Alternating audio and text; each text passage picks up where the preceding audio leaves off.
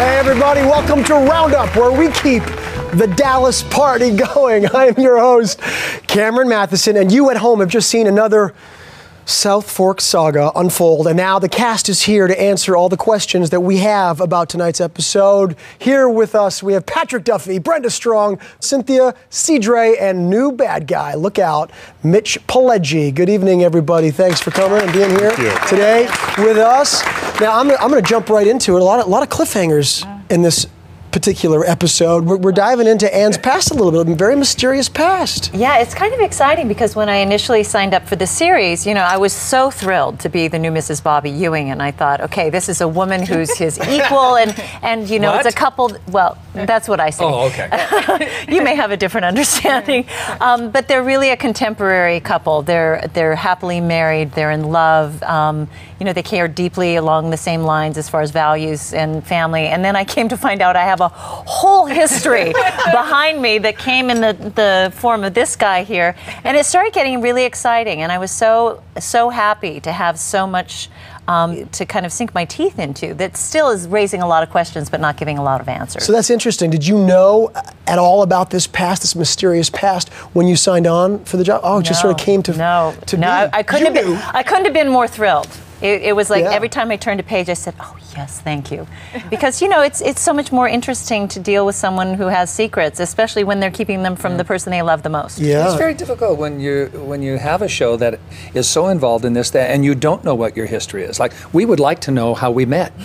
You know, you'd think we would know that, but we have to go to her and say, how did we meet? You know, do we like each other? And so it's a very strange thing to be in a scene where you love each other and you have this nice feeling, and then you think, I have no idea who this woman is. That's right. Not a clue what her history is, and then they pop somebody like him in, you know, and then all of a sudden it's a whole game changer. And yet Bobby chooses not to open the envelope. Yeah, isn't that something? What do you think? What a guy. What a guy. Yeah. He was out in the car, though.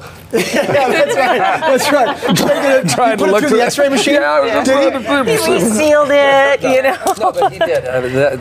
This is why I love not just her writing, but the writing of all of the writing pool that we have, and how they touch just the right nerve for him to have that in his hand and then tell his wife, everything I need to know about you is right here.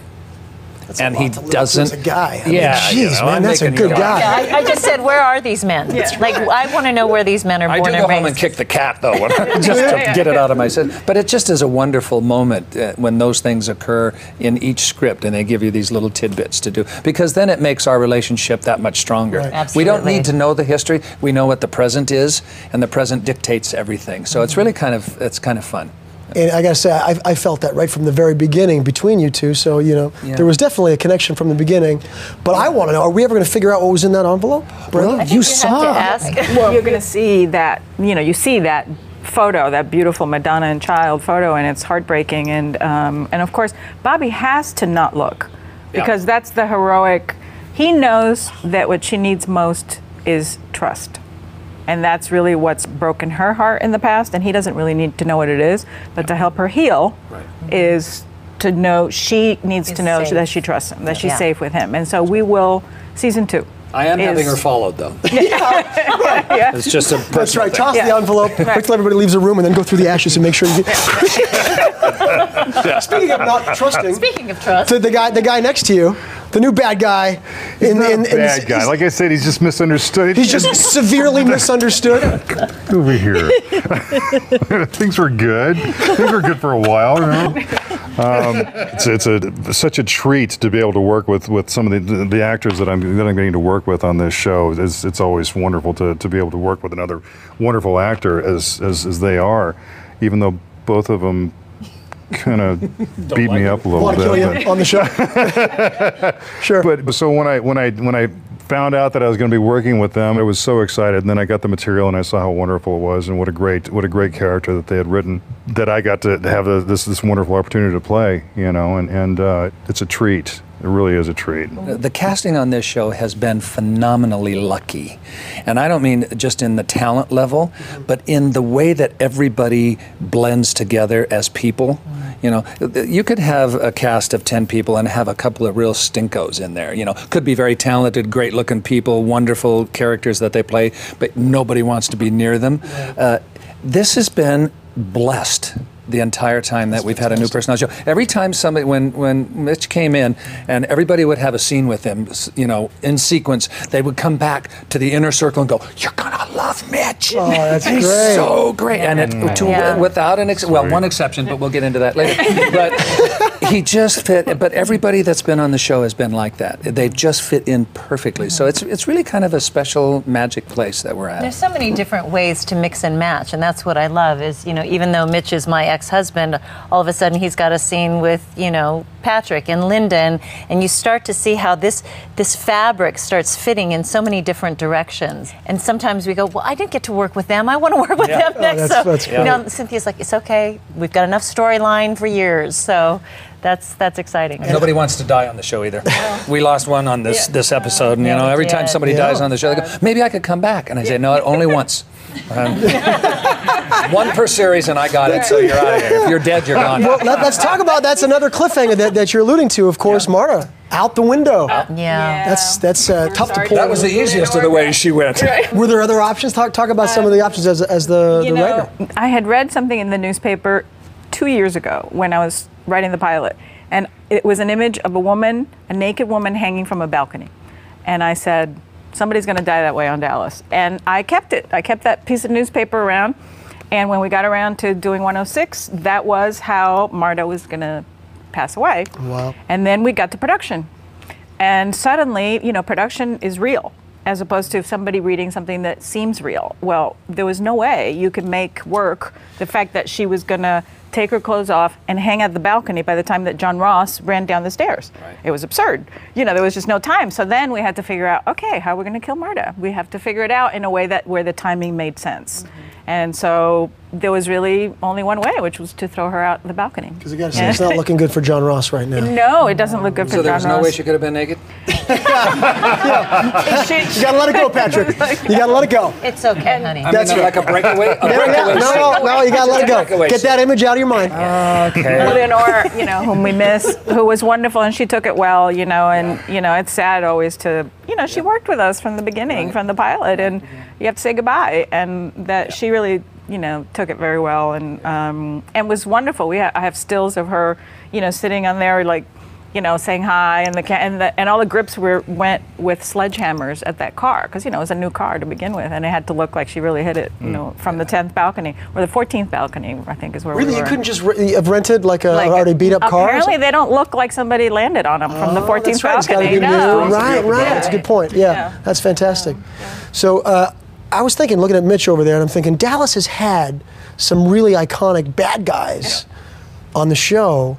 And Mitch, how does it feel to kind of be the new bad guy? It's awesome because I started my career actually working as an extra on the show. That's amazing. 30 years ago. That's amazing. The first day that I worked, Linda came up and welcomed me to the show, and I said, Darylyn, I used to stand behind you in this town on this show 30 years ago. Yeah, out of focus. And then I had the opportunity to do another small role with Patrick and Priscilla Presley there's a bar scene. I was just some drunk in a bar.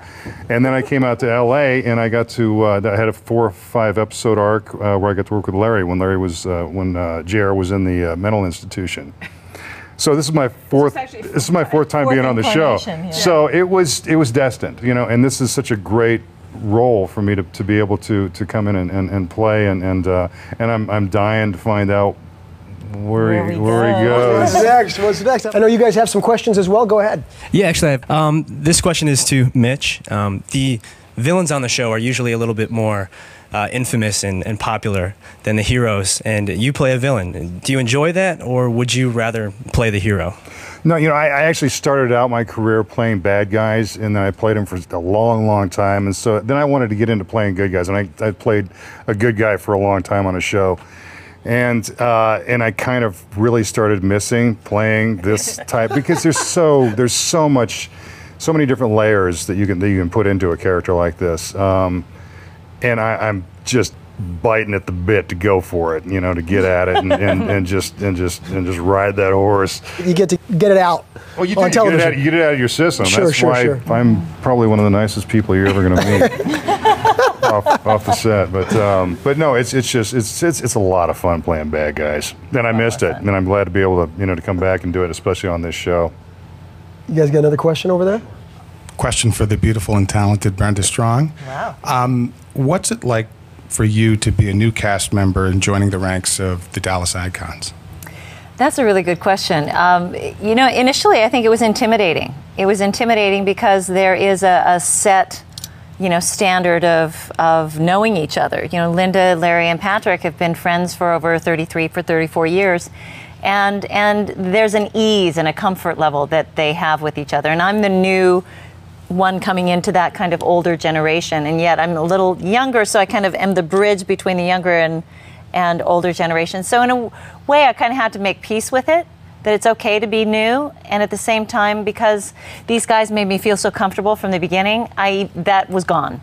Like any kind of concern at the front disappeared immediately. I felt like Patrick and I met and I went, oh, hello, husband, you know, and we felt like an old pair of slippers, and they made me feel that way. And the writing was just such that I immediately hit the ground running as part of the Ewing family. And there was no, oh, let's get to know Anne. It's like, no, Anne is here. Right. So there was a sense of an immediate comfort zone, both on camera and off, and it made me really feel like part of the family. She had the hardest new actor job to fulfill on the show, because she had to essentially, in the audience's mind, replace Pamela as Mrs. Bobby Ewing. And I wouldn't wish that on anybody.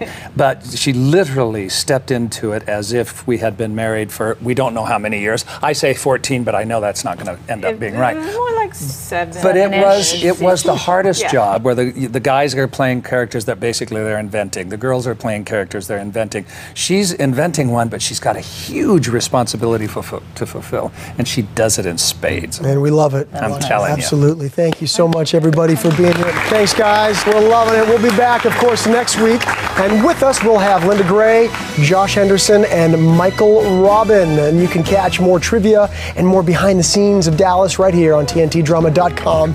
Tune in to TNT next Wednesday for an all-new episode of Dallas at 9 p.m., of course. And then right after that, you log on to TNTdrama.com for a new episode of Roundup. And we will see you then next week. Thanks, everybody.